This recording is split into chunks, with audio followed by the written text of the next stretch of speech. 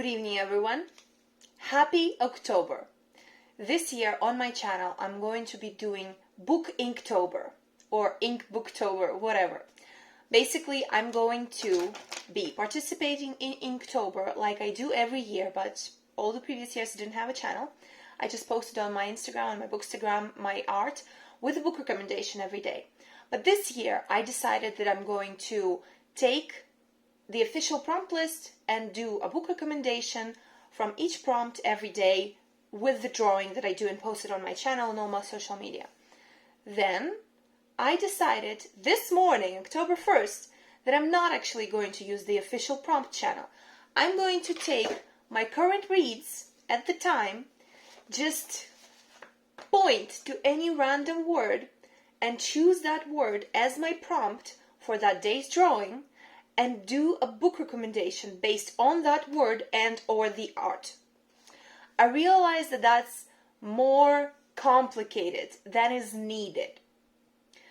But it just sounds so dumb when I explain it, but it still feels like fun and a fun variation on October, and I always want to do everything connected to books and art, so it's probably going to be fun. I thought that I would post every day. I would post the video of me drawing and the book recommendation. But I decided that it might be a little bit overwhelming for the people that follow me, all 90 of you, and I will probably compile this into 4 little chapters, one for each week of the month. And I will post them, and you will have 5 book recommendations and 5 pieces of horrible art to look at in one video. I already picked my word. I'm gonna cut to a clip right here. Yeah, hi, Editing Jane here. I'm just here to say that I'm an idiot and I didn't actually film the clip because I cannot find it. But yeah, I picked a random word, just pointed my finger into the book, and it was gem. That's the word that I chose. It's gem. I thought long and hard about that prompt, and I decided to do a drawing of Victorian London.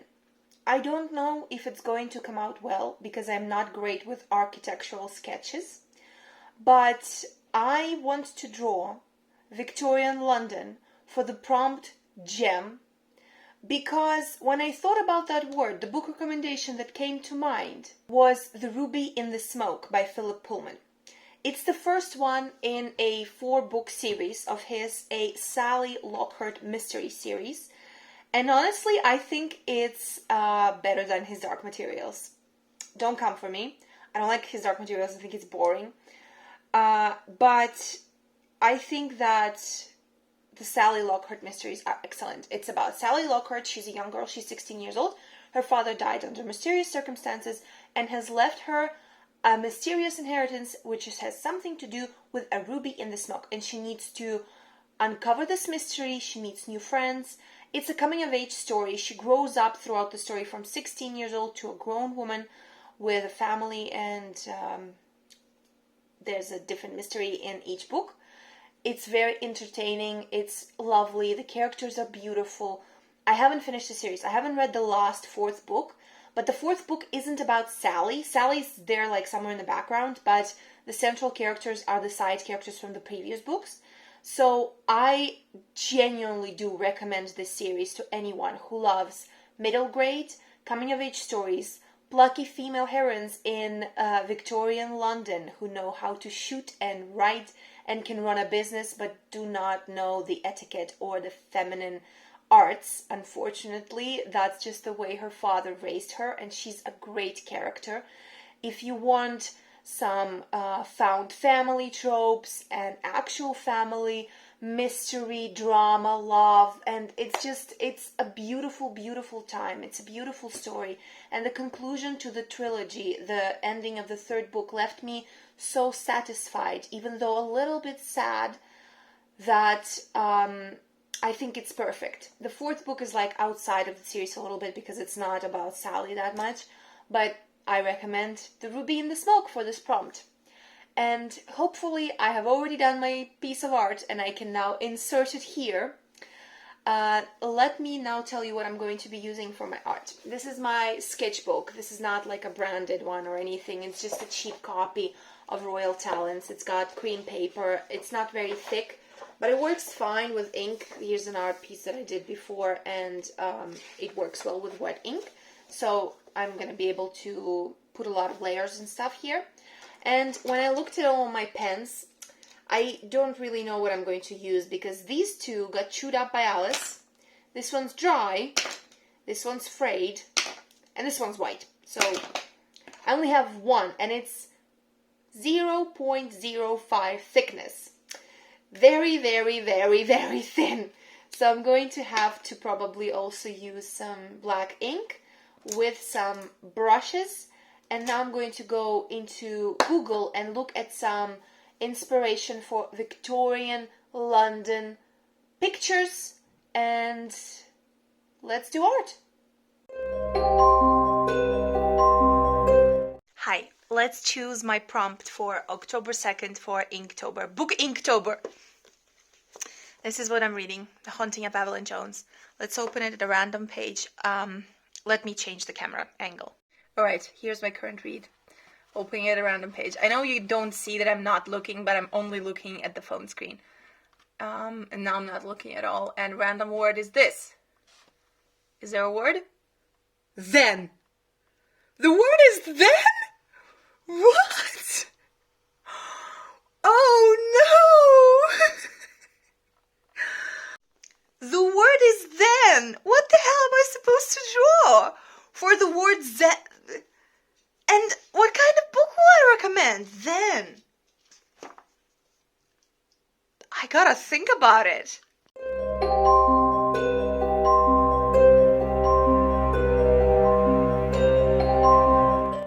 Alright, I thought of a recommendation. My piece is here. It's drying. It's still a little wet. I'll show you in the morning. So I thought long and hard about a recommendation for the word then. And the most obvious one is probably And Then There Were None by Agatha Christie. But I thought further about it, and I don't actually want to recommend it because I don't think it's a great book. I appreciate And Then There Were None for the concept, the composition of a story that it gave us that inspired so many other great mysteries. But when I read it, it was lackluster for me, I think because I'm a little bit oversaturated with the genre. But what I do want to recommend, based on the word then, based on And Then There Were None, is The Guest List by Lucy Foley. It's one of my favorite thrillers, mystery thrillers of all time. It is so good. Even though I heard people say that it's boring, that it doesn't make any sense, that it's a little too convenient. Like, I can see all of those, and I'm not against people thinking that, but I think it was brilliant. It was so atmospheric. It's about a wedding that is happening on this little Irish island. And this woman is getting married to this famous guy, and her sister is coming, her mother, her best friend with his wife, and a lot of other people like classmates and stuff. And all of these people, they each have a secret. And they each have like a grudge with somebody else on the island. And it's so good. It was a little bit spooky. It was just beautiful. It's a gorgeous, gorgeous mystery thriller. But The Hunting Party by Lucy Foley is also not bad. But the Paris apartment? What happened? No. So yes, based on Agatha Christie, And Then There Were None, I'm recommending you The Guest List by Lucy Foley. And now, here please look at the drawing that I did. Alright, so here's day 2. This is my piece inspired by the word then from this book, and the books And Then There Were None and The Guest List. I'm not massively pleased with it, but it'll do. Good evening. Inktober, Booktober, day 3. Let's choose our word prompt for the day.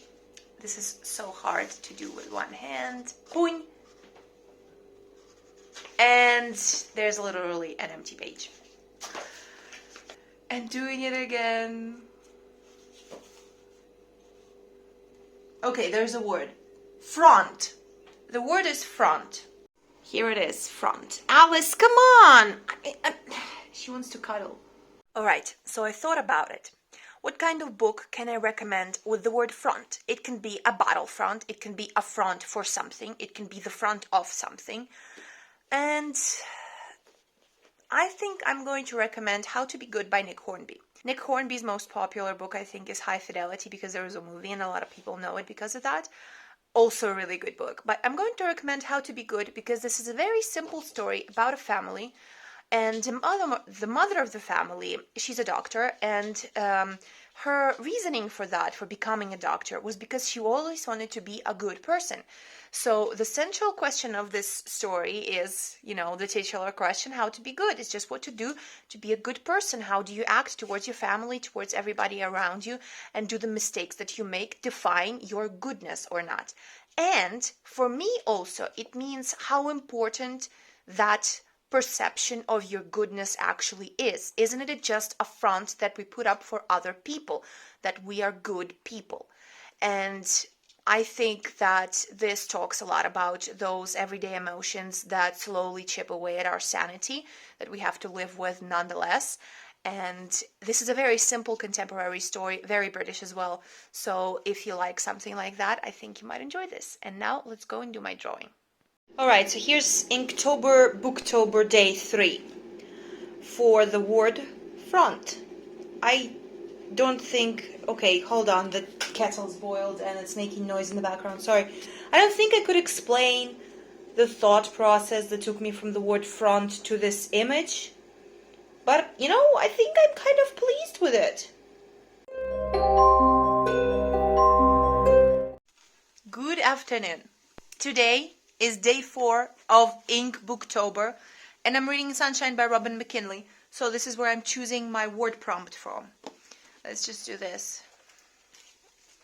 Just a random page. Not looking. Boing. But. The word is but. Okay! Alright, hello. I thought about it.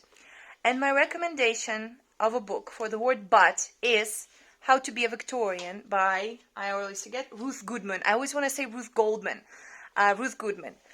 This is a non-fiction book explaining every single everyday detail of life about Victorian people. And not just about those Victorian people that we read about in novels, about everyday Victorian people, the servants, the people that worked in factories, the people that had to have their children work in factories, the way people did just everyday normal things like washing up and cooking. This woman, you might know her, she did, sorry for the crinkling, that's Alice with her toy. She did a TV show on BBC, I think. It was a Victorian village, I think it's called. She lived for a year in a village, a very good entire replica of a Victorian village, all doing everything the way Victorians would, washing up, cooking, everything. Like, for example, she talks about how people didn't wash in Victorian England because they thought that water distributed illness, and they scrubbed themselves with dry flannels. And she said that she tried this for 4 months and nobody noticed. So this woman is hardcore. She was hands-on, doing all of this stuff, doing her research, and this is such a good book. If you like historical fiction, if you like the Victorian period, if you like non-fiction about everyday lives of people, this is for you. And now let's go do our drawing.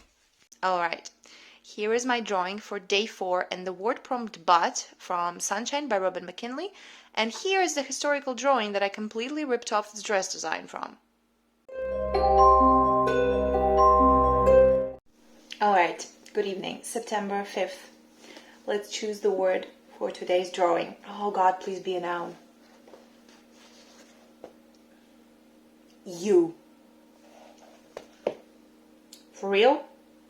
The word is you. Why did I think this was a good idea? Right, okay, let's do this. Good evening. Very quick Inktober update. So, today is the 6th. Yesterday's word was you. And for that, I thought about it, and I'm going to recommend Written on the Body by Jeanette Winterson. This is a love story, but it's not romance, which is amazing. It's so beautifully written. This is the first book I read by Jeanette Winterson, and it immediately solidified her as one of the best writers I have ever had the pleasure of reading from. It's a story about the main character who has neither name nor gender, and the woman that they love. This woman is married and is constantly coming back in and out of the relationship. It's about the tumultuous nature of that relationship, the tumultuous nature of love in general, and about how two people can be pulled together by this insufferable power and yet have to go through the 9 circles of hell to actually be together. It's a beautiful story. It's also pretty short, so conducive to a readathon if you want to pick it up. And now let's go and look at my horrible, horrible drawing. Here is my little baby girl for day 5 and the prompt you. Do you want me to explain my thought process, how I got from you to this drawing? Well, I can't, because there's no way to explain how I got from that to this, but you know, she's kind of cute, isn't she? Hello, September the 6th. Really, really quickly, choosing my book Inktober prompt from Sunshine for today. Have. The word is have. I should have installed some rule that if it's not a noun, I can just do it again. But I'm not going to now, because where's the fun in that? Where's the fun torture of myself in that? I'm gonna go draw something for the word have and think of a book recommendation for you guys. The book recommendation came to me immediately. I Have No Mouth and I Must Scream. It's not a novel, it's a short story. It's written by Harlan Ellison, and I think that's also the name of the short story collection that it comes from. Oh my god, it is so good, but it's really weird, sexist, old sci-fi. So like, if that's not your jam, I would not recommend it. But if you're really into old sci-fi, if you want to see where old sci-fi comes from, where certain things in old sci-fi come from. Also, Harlan Ellison wrote for The Twilight Zone and for, what was that, the other show that was like The Twilight Zone but not The Twilight Zone? I'll insert it here, I cannot remember the name. He also, he wrote an episode for that show that Terminator's initial screenplay was actually based on. So Harlan Ellison is a really interesting guy to read from, and his short stories are so freaking strange. But yes, I Have No Mouth and I Must Scream. Also, like, I want to tattoo it on my forehead because that's how I feel every single day of my life. Like, I know I have a mouth, but you know what I mean, right? So yes, I Have No Mouth and I Must Scream. And now I'm gonna go and draw some weirdness. Alright, so, and this is my day 6 Inktober drawing, directly inspired by I Have No Mouth and I Must Scream, and I think it came out okay. What do you think? Okay, so this is the end of day 6. I'm going to post 5 videos, each one 6 days and 6 drawings, 6 book recommendations. If you watched this far, thank you so much for going on this bookish art journey with me. And if you watched this far, please leave me like a little emoji or something in the comments so that I know that you at least watched this far, that this wasn't all in vain. And please tell me what you think of the recommendations. Please tell me what you think of my art. Anything and everything. Please tell me if you're participating in Inktober. Let's talk about books and art. And I will see you with episode 2 in 6 days.